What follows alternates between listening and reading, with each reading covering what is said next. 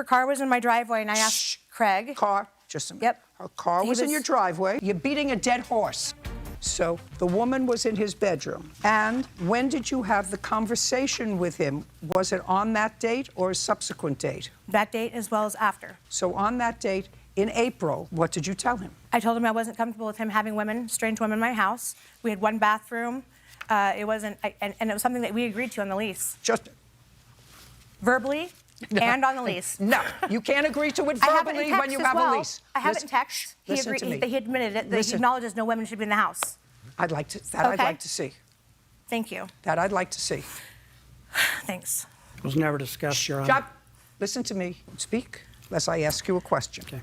Okay, right here. This is what I sent to him on May 30th, and May 30th. Yes, after he was evicted, he texted me and wanted money. Shh, just a second. After he was evicted and he had paid rent through June, he sent you a text wanting money back. Right. Now I'd like to read it. And then you say there, he acknowledges that the lease said he could not have women in the house. Yes.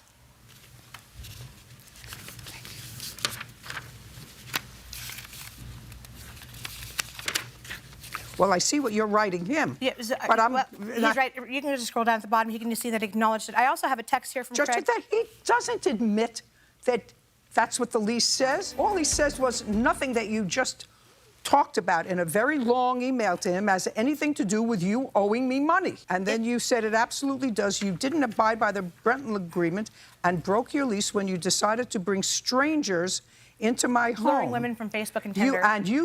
Just a second.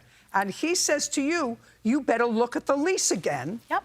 Just a second. And he says, I've already retained an attorney and will sue it if you do not honor our verbal and legal agreement. All perfectly right.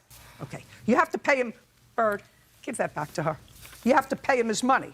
You have to pay him his $300 deposit. You have to pay him the month of June, which is $600. You have to pay him the month of May, which is $600. So far, that's zero, $1,200, $1,500. Correct. And then he also stored his whole entire house into my garage. So before he moved in on November 28th, I sent him a text that says, hey, Craig. Just a second. I'm finished with her. Oh, I'm sorry. I'm finished with her. Judgment for the plaintiff in the amount of $1,500. Your counterclaims dismissed. We're finished. Thank you. Parties are excused. You may step out.